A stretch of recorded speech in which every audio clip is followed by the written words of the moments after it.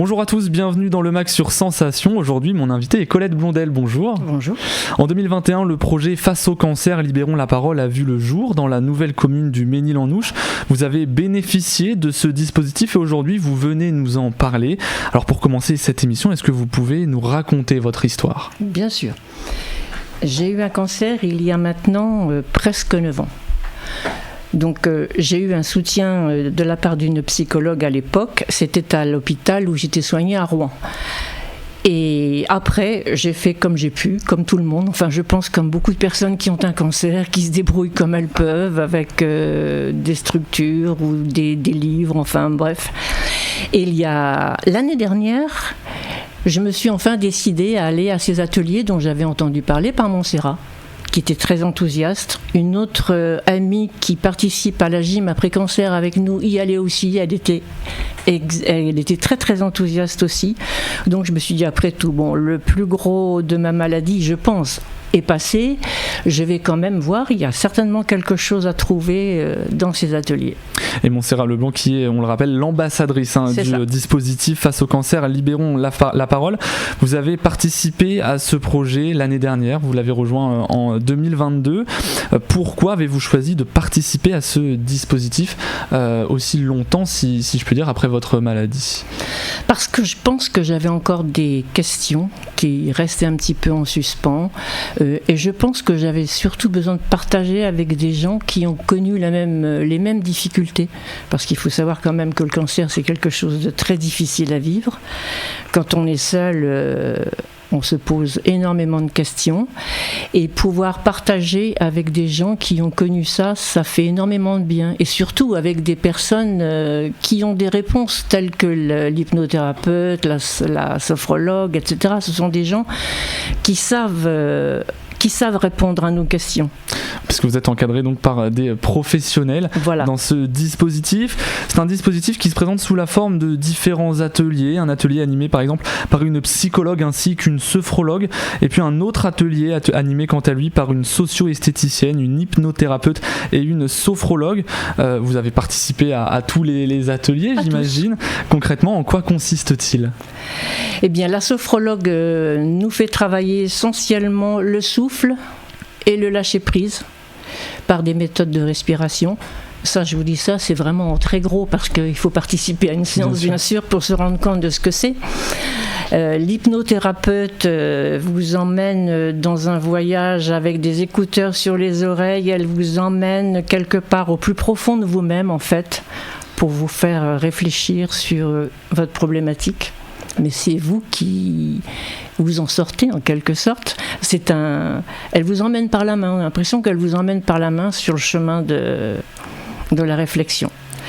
Et on a eu une professeure de yoga aussi qui nous a apporté. Mais enfin, tous ces ateliers, je dois dire qu'ils nous font travailler des choses différentes et ils nous permettent de nous exprimer.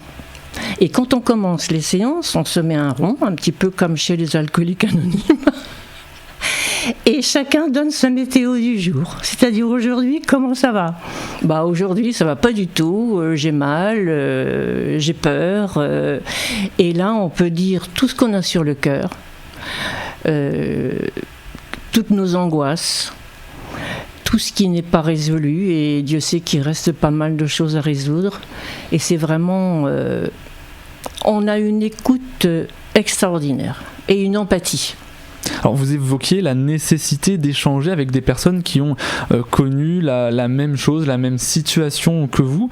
Vous êtes une habituée du dispositif. Concrètement, qu'est-ce qu'il vous a apporté ? Justement, cette écoute, ce regard, cette bienveillance, et on manque tellement de bienveillance à notre époque, c'est quelque chose d'énorme, de la bienveillance, de l'écoute, de l'empathie, des qualités qui me paraissent moi absolument essentielles. Et que peuvent apporter tous les professionnels dans ce dispositif ? Des techniques. Ce sont des professionnels, donc justement, ils ont leur technique, ils ont une façon d'aborder les choses qu'on n'aurait pas nécessairement, nous, on ne saurait pas comment expliquer ça. C'est difficile parce qu'on le ressent, ce sont des choses qu'on ressent. Oui, parce que une attention. Parce que comme son nom l'indique, donc le dispositif vise à libérer la parole Absolument. face au cancer, et donc les professionnels vous apprennent à libérer votre parole. Est-ce que ça a été difficile de vous confier au début, ou est-ce que ça s'est fait plutôt naturellement ? Ça a été très difficile. La première séance a été très difficile parce que se mettre à nu comme ça, devant, même s'il n'y a que 7-8 personnes, c'est extrêmement difficile. Et puis ça fait remonter plein de souvenirs très douloureux. Donc c'est pas facile du tout. Et après, on s'habitue. On s'habitue. Et comme je vous disais tout à l'heure, comme il y a beaucoup de bienveillance, beaucoup d'attention, on y va. Alors, est-ce que vous avez tissé des liens avec d'autres participants au fil du temps ? Oui, bien sûr, parce qu'on fait partie de la famille des cancéreux ou des anciens cancéreux, et je pense que ça, c'est quelque chose de très important. On se comprend. Parfois, on n'a pas besoin de se parler, on se comprend. Alors, ce dispositif a été mis en place dans la nouvelle commune du Mesnil-en-Ouche à partir d'un constat. Il y a trop peu de lieux d'échange et de parole autour du cancer en milieu rural. Vous, par exemple, est-ce que vous auriez été prête à aller jusqu'à Évreux pour participer à un tel programme ? Non, impossible. Déjà, quand on est en traitement, et même après, on est beaucoup trop fatigué. C'est impossible. J'avais un suivi psychologique quand j'étais en traitement, mais là, j'étais sur place, donc je pouvais voir la psychologue facilement. Là, non, j'aurais pas pu faire 100 km aller-retour, c'était impossible. Est-ce que c'était, alors selon vous, est-ce que c'est une nécessité d'avoir ce type de dispositif à proximité de chez soi ? Ah, certainement. Certainement, étant donné que le cancer, malheureusement, le nombre de cancers est exponentiel depuis quelques années, et je pense que l'écoute fait vraiment partie des traitements. Hein. Et comment vous avez entendu parler de ce dispositif ? Comment vous l'avez rejoint ? Je l'ai rejoint, je l'ai connu par Montserrat, avec qui je vais à la gym après cancer.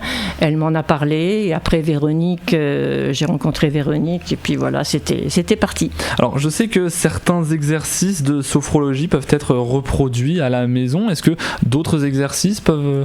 Est-ce qu'il y a un travail personnel à faire sur soi une fois qu'on quitte ? On peut le faire notamment avec l'hypnothérapie.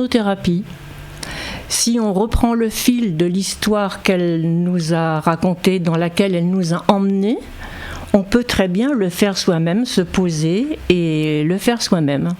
Est-ce que vous connaissez d'autres personnes qui, au départ, n'osaient pas vraiment non plus se confier, ou est-ce qu'il y a vraiment des gens qui sont à l'aise avec ce sujet dès le départ ?